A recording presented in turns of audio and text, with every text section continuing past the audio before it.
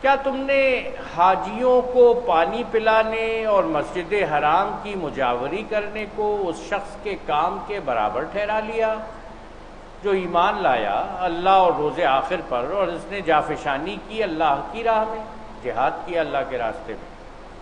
اللہ تعالیٰ پوچھ رہا ہے کہ چھوٹی موٹی نیکیاں کر دینے والا اور ایک بہت بڑی نیکی کے اندر اپنی جان جوکھوں کے اندر ڈالنے والا، کیا یہ دونوں برابر ہو سکتے ہیں؟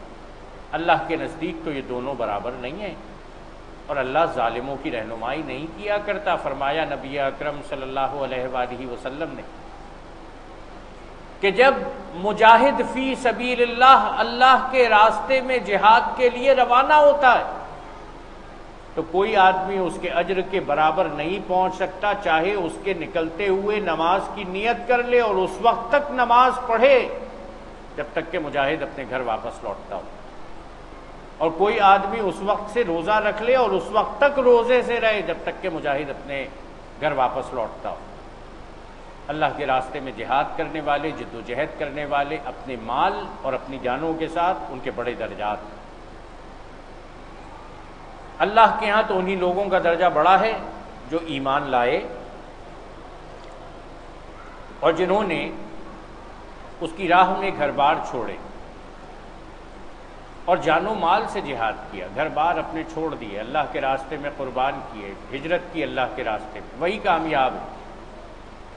ان کا رب انہیں اپنی رحمت اور خوشنودی اور ایسی جنتوں کی بشارت دیتا ہے جہاں ان کے لیے پائیدار عیش کے سامان، ان میں وہ ہمیشہ رہیں گے۔ یقیناً اللہ کے پاس خدمات کا صلہ دینے کو بہت کچھ ہے۔ اے لوگوں جو ایمان لائے ہو، اپنے باپوں اور اپنے بھائیوں کو بھی اپنا رفیق نہ بناؤ اگر وہ ایمان پر کفر کو ترجیح دیں۔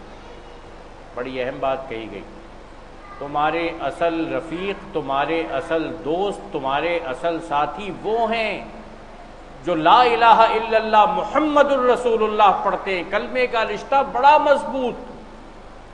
اے ایمان لانے والوں، اپنے باپوں اور بھائیوں کو بھی اپنا رفیق نہ بناؤ اگر وہ ایمان پر کفر کو ترجیح دیں۔ تم میں سے جو ان کو رفیق بنائیں گے وہی ظالم ہوں گے۔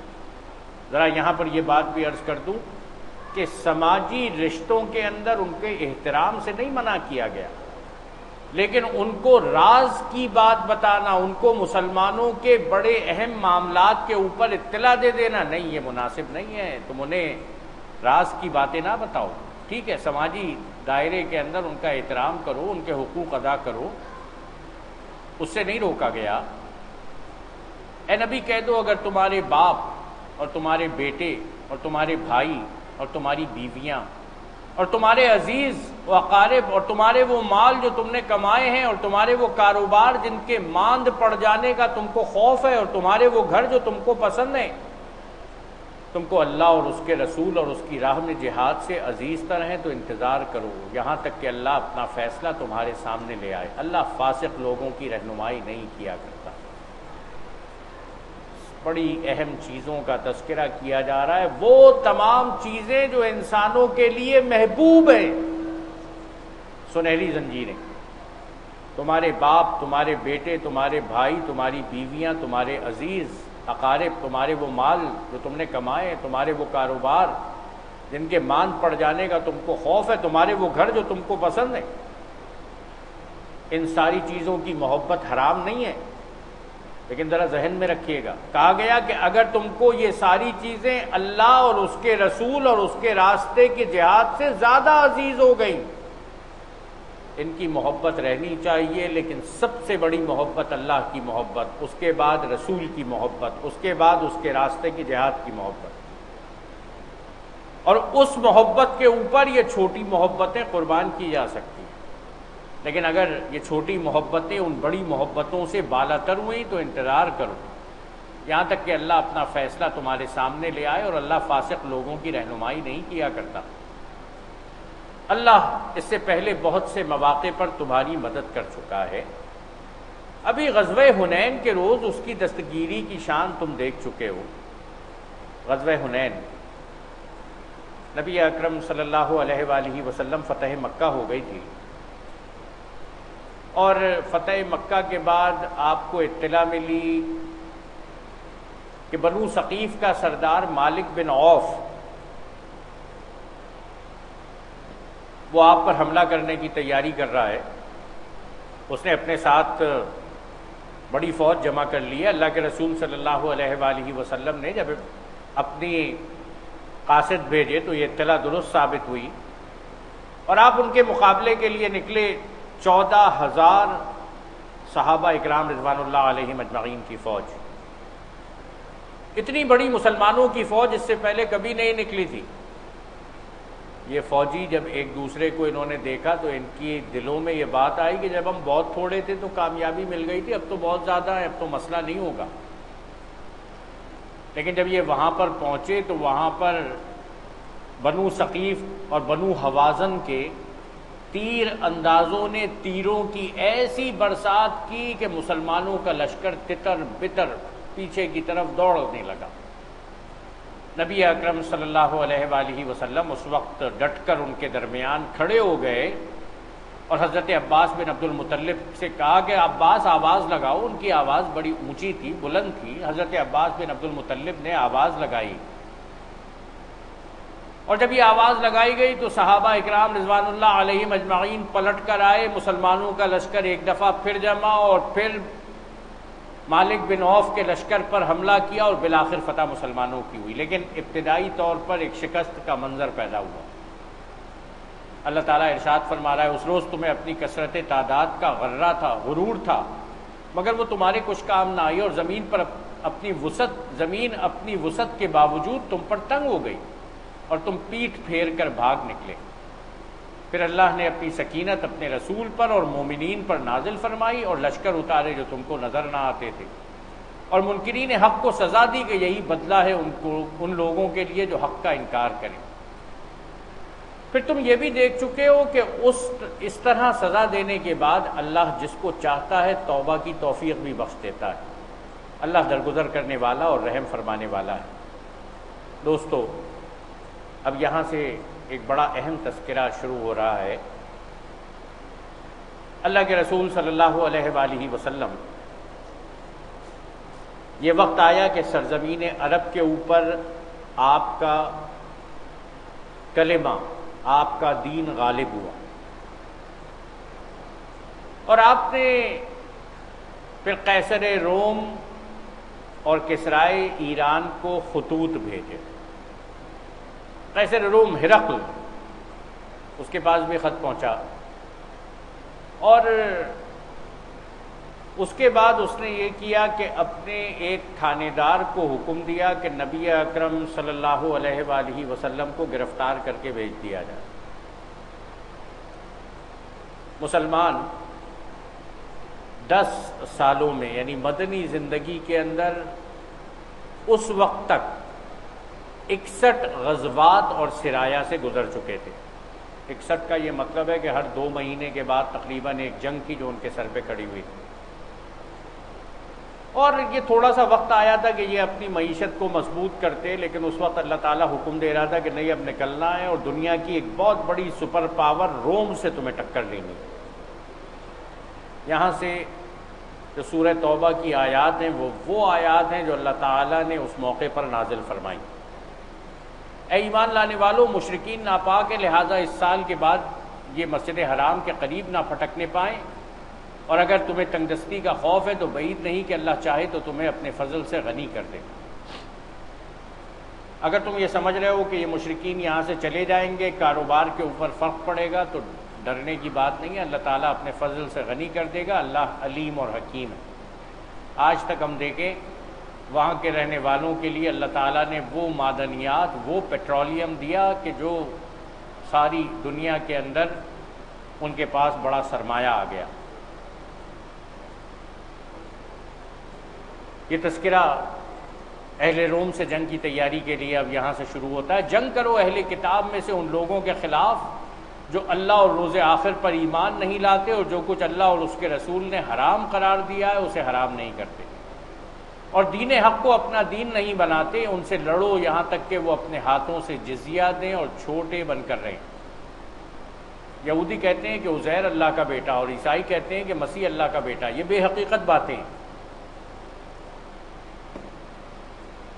جو وہ اپنی زبانوں سے نکالتے ہیں، ان لوگوں کی دیکھا دیکھی جو ان سے پہلے کفر میں مبتلا ہوئے تھے، خدا کی مار ان پر یہ کہاں سے دھوکہ کھا رہے ہیں۔ اللہ تعالیٰ نے تو ان کے درمیان نبی بھی بھیجے، ان کو کتابیں بھی عطا فرمائیں، لیکن ایسی عجیب و غریب باتیں جن کی کوئی دلیل نہیں، نہ جانے ان کی زبانوں پر کہاں سے آ گئی۔ انہوں نے اپنے علماء اور درویشوں کو اللہ کے سوا اپنا رب بنا لیا، رب بنا لیا۔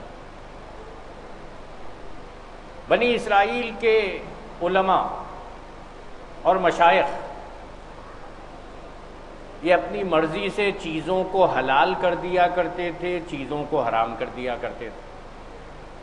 کسی چیز کی حلت اور حرمت کو طے کرنے کا اختیار اللہ رب العالمین کے پاس، بندہ نہیں طے کر سکتا، لیکن یہ اللہ تعالیٰ کے دیے گئے علم کی روشنی کو استعمال کرنے کے بجائے اپنی خواہشات نفس کے مطابق فیصلے کرتے تھے، جس کو اللہ تعالیٰ نے کہا کہ انہوں نے اپنے علماء اور درویشوں کو اللہ کے سوا اپنا رب بنا لیا ہے۔ اور میرے دوستو، اگر یہ گناہ انہوں نے کیا ہے تو معاف کیجیے گا، ایسے بہت سارے گناہ مسلمانوں نے بھی کیے ہیں کہ جہاں پر قرآن و سنت کے بجائے اپنی نفسانی خواہشات کے اوپر چیزوں کو حلال کرتے ہیں، چیزوں کو حرام کرتے ہیں۔ اسی طرح مسیح ابن مریم کو بھی، حالانکہ ان کو ایک معبود کے سوا کسی کی بندگی کرنے کا حکم نہیں دیا گیا تھا، وہ جس کے سوا کوئی مستحق عبادت نہیں، پاک ہے وہ ان مشرکانہ باتوں سے جو یہ لوگ کرتے ہیں۔ یہ لوگ چاہتے ہیں کہ اللہ کی روشنی کو اپنی پھونکوں سے بجھا دیں۔ وہ بادشاہ کے جو نبی اکرم صلی اللہ علیہ وآلہ وسلم کی بات پہ کان دھرنے کے لیے تیار نہیں، یہ غرور اس کا ہے کہ وہ اپنے تھانے دار سے کہتا ہے کہ انہیں گرفتار کر کے میرے پاس بھیج دو۔ وہ چاہتے ہیں اللہ کی روشنی کو اپنے پھونکوں سے بجھا دیں، مگر اللہ اپنی روشنی کو مکمل کیے بغیر ماننے والا نہیں، اور کافروں کو یہ کتنا ہی ناگوار ہو۔ وہ اللہ ہی ہے جس نے اپنے رسول کو ہدایت اور دین حق کے ساتھ بھیجا ہے۔ یاد رکھیے گا، ہدایت صرف نبی اکرم صلی اللہ علیہ وآلہ وسلم کی تعلیمات میں، قرآن مجید میں، اور یہی دین حق ہے، اور اس لیے بھیجا ہے تاکہ اسے پورے جن سے دین پر غالب کر دے۔ دنیا کے اندر اس دین کو غالب ہو کر رہنا ہے، اہل ایمان اس کے غلبے کی جد و جہد کے لیے یہی دین ہو جس کے اوپر دنیا میں عمل کیا جائے۔ اس جد و جہد میں اللہ کا رسول بھی لگا رہا اور اہل ایمان بھی لگے رہتے ہیں، خواہ مشرکوں کو یہ کتنا ہی ناگوار ہو۔ اے ایمان لانے والو، ان اہل کتاب کے اکثر علماء اور درویشوں کا حال یہ ہے کہ وہ لوگوں کے مال باطل طریقوں سے کھاتے ہیں، انہیں اللہ کی راہ سے روکتے ہیں۔ دردناک سزا کی خوشخبری دے دو ان کو جو سونے اور چاندی جمع کر کے رکھتے ہیں اور انہیں خدا کی راہ میں خرچ نہیں کرتے۔ یہ مال جمع کرنا، اللہ کے راستے میں خرچ نہ کرنا، اس کو باطل طریقے سے حاصل کرنا، یہ تمام وہ چیزیں ہیں جو بندے کی فرد جرم کے اندر اضافہ کر دیتی ہیں، اس کو جہنم سے قریب کر دیتی ہیں۔ اللہ کے راستے میں مال خرچ کرنا مال کے اندر اضافے کا باعث بنتا ہے، مال کو پاک کرتا ہے، مال کی حفاظت کا سبب بنتا ہے، لیکن اللہ کے راستے میں، شیطان کے راستے میں نہیں، طاغوت کے راستے میں نہیں۔ ایک دن آئے گا کہ اسی سونے چاندی پر جہنم کی آگ دہکائی جائے گی، پھر اس سے ان لوگوں کی پیشانیوں اور پہلوؤں اور پیٹھوں کو داغا جائے گا۔ یہ ہے وہ خزانہ جو تم نے اپنے لیے جمع کیا تھا، لو اب اپنی سمیٹی ہوئی دولت کا مزہ چکھو۔ حقیقت یہ ہے کہ مہینوں کی تعداد جب سے اللہ نے آسمان و زمین کو پیدا کیا، اللہ کے نوشتے میں 12 ہی ہیں، اور ان میں سے 4 مہینے حرام ہیں، یہی ٹھیک ضابطہ ہے۔ 4 مہینے حرام، رجب، ذیقعد، ذی الحجہ، محرم۔ لہٰذا ان 4 مہینوں میں اپنے اوپر ظلم نہ کرو اور مشرکوں سے سب مل کر لڑو، جس طرح وہ سب مل کر تم سے لڑتے ہیں، اور جان رکھو کہ اللہ متقیوں ہی کے ساتھ ہے۔ نسی تو کفر میں ایک مزید کافرانہ حرکت ہے۔ نسی، کفار مکہ ایک طریقہ یہ اختیار کرتے تھے کہ اپنی جنگوں کی وجہ سے کسی مہینے حلال مہینے کو حرام مہینہ کہہ دیتے تھے، کہتے تھے سفر کا مہینہ حرام کر لیا ہے، محرم کا مہینہ حلال کر دیا، یا رجب کا مہینہ حلال کر دیا ہے اور شعبان کا مہینہ حرام کر دیا۔ اللہ تعالیٰ اس حرکت کو نسی کہا جاتا ہے۔ نسی تو کفر میں ایک مزید کافرانہ حرکت ہے، جس سے یہ کافر لوگ گمراہی میں مبتلا کیے جاتے ہیں۔ کسی سال ایک مہینے کو حلال کر لیتے ہیں اور کسی سال اس کو حرام کر دیتے ہیں، تاکہ اللہ کے حرام کیے ہوئے مہینوں کی تعداد پوری بھی کر دے اور اللہ کا حرام کیا ہوا حلال بھی کر دے۔ ان کے برے اعمال ان کے لیے خوشنما بنا دیے گئے۔ اللہ منکرین حق کو ہدایت نہیں دیا کرتا۔ اے لوگوں جو ایمان لائے ہو، تمہیں کیا ہو گیا ہے؟ جب تم سے اللہ کی راہ میں نکلنے کے لیے کہا گیا تو تم زمین سے چمٹ کر رہ گئے۔ مدینہ منورہ میں صحابہ اکرام رضوان اللہ علیہ مجمعین کو تبوک کی جنگ کے لیے تیار کیا جا رہا ہے، غزوہ تبوک۔ مدینے میں بڑی مشکل کے بعد معاشی بہتری کے لیے کھجوروں کی فصل پکی ہوئی تھی، لوگ اس کے سائے سے نہ ہٹنا چاہتے تھے، اور جانا جہاں پر تھا وہ بہت دور جانا تھا، دنیا کی ایک بہت بڑی سپر پاور سے جنگ کرنی تھی۔ لوگوں کے دل اپنی جگہ پر ہلے ہوئے تھے۔ کہا گیا کہ جب تم سے نکلنے کے لیے کہا گیا تو تم زمین سے چمٹ کر رہ گئے؟ کیا تم نے آخرت کے مقابلے میں دنیا کی زندگی کو پسند کر لیا؟ ایسا ہے تو تمہیں معلوم ہو کہ دنیاوی زندگی کا یہ سب سر و سامان آخرت میں بہت تھوڑا نکلے گا۔ تم نہ اٹھو گے تو خدا تمہیں دردناک سزا دے گا۔ جو راہ جہاد سے منہ موڑے جبکہ جہاد ان کے اوپر فرض ہو، تو پھر یاد رکھیے گا کہ ایسی قومیں اللہ تعالیٰ ان کو دردناک سزا دیتا ہے۔ تمہاری جگہ کسی اور گروہ کو اٹھائے گا اور تم خدا کا کچھ بھی نہ بگاڑ سکو گے، وہ ہر چیز کی قدرت رکھتا ہے۔ تم نے اگر نبی کی مدد نہ کی تو کچھ پرواہ نہیں، اللہ اس کی مدد اس وقت کر چکا ہے جب کافروں نے اسے نکال دیا تھا۔ اللہ کے رسول صلی اللہ علیہ وآلہ وسلم سیدنا ابو بکر صدیق رضی اللہ تعالیٰ عنہ کے ساتھ غار ثور میں موجود تھے، جب وہ صرف 2 میں کا دوسرا تھا، جب وہ دونوں غار میں تھے، اور یہ وقت تھا کہ مکہ معظمہ والے نبی اکرم صلی اللہ علیہ وآلہ وسلم کو تلاش کر رہے تھے۔ ان کے کھوجی تھے جو ان کے ساتھ تھے۔ نبی اکرم صلی اللہ علیہ وآلہ وسلم سیدنا ابو بکر صدیق رضی اللہ تعالیٰ عنہ غار ثور میں ایک ساتھ، اور غار ثور سیدنا ابو بکر صدیق رضی اللہ تعالیٰ عنہ اندر داخل ہوئے، اور داخل ہونے کے بعد اس غار کے اندر جتنے سوراخ تھے ان کو بند کر دیا، اس غار کو چاروں طرف سے برابر کیا، اللہ کے رسول صلی اللہ علیہ وآلہ وسلم کو اندر بلا لیا۔ اللہ تعالیٰ نے مکڑی کو حکم دیا، جس مکڑی نے غار کے منہ پہ جالا تن دیا، اللہ تعالیٰ نے کبوتری کو حکم دیا، اس نے اس جالے کے اوپر آ کر انڈے دے دیے۔ مکے والوں کا کھوجی مکے والوں کو لیے ہوئے غار کے منہ کے قریب آ پہنچا، وہاں وہ کھڑے ہوئے باتیں کر رہے تھے۔ کھوجی کہہ رہا تھا کہ یہاں تک تو وہ آئے ہیں، اس کے بعد کا نہیں پتہ کہاں گئے۔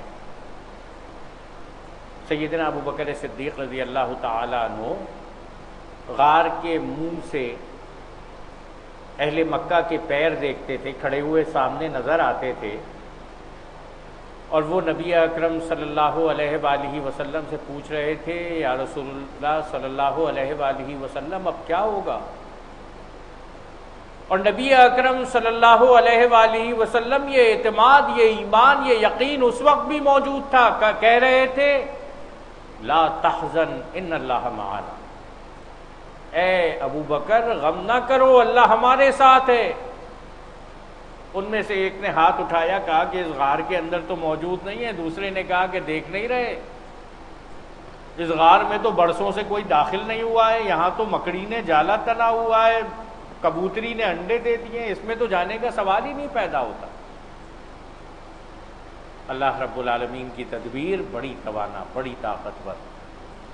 جب وہ اپنے ساتھی سے کہہ رہا تھا غم نہ کر، اللہ ہمارے ساتھ ہے، اس وقت اللہ نے اس پر اپنی طرف سے سکون قلب نازل کیا، اور اس کی مدد ایسے لشکروں سے کی جو تم کو نظر نہ آتے تھے، اور کافروں کا بول نیچے کر دیا، اور اللہ کا بول تو اونچا ہی ہے، اور اللہ زبردست اور دانا و بینا ہے۔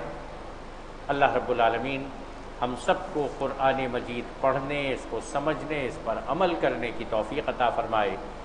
اقول قولی ھذا استغفر اللہ لی ولکم ولسائر المؤمنین وآخر دعوانا ان الحمد للہ رب العالمین۔ الحمد للہ رب العالمین الرحمن الرحیم مالک یوم الدین۔ یا اللہ ہمارے گناہوں کو معاف فرما، اے اللہ ہماری لغزشوں کو درگزر فرما، اے اللہ ہماری کوتاہیوں کو دور فرما، اے اللہ ہم سب کو قرآن مجید پڑھنے، اس کو سمجھنے، اس پر عمل کرنے کی توفیق عطا فرما۔ اے اللہ حاضرین کے دلوں میں جتنی تمنائیں ہیں، دعائیں ہیں، یا اللہ ساری کی ساری قبول فرما۔ اے اللہ نبی اکرم صلی اللہ علیہ وآلہ وسلم سے سچی محبت عطا فرما، آپ کی سنت پر عمل کرنے کی توفیق عطا فرما، آپ کے در کی حاضری ہم سب کو نصیب فرما، روز آخرت آپ کی شفاعت عطا فرما۔ اے اللہ حوض کوثر پہ آپ کے ہاتھوں جام کوثر عطا فرما۔ یا اللہ ہماری دعاؤں کو قبول فرما۔ ربنا تقبل منا انک انت السمیع العلیم وتب علینا انک انت التواب الرحیم وصلی اللہ تعالی علی خیر خلقہ محمد وعلی آلہ واصحابہ وازواجہ وآل بیتہ وذریاتہ اجمعین برحمتک یا ارحم الراحمین۔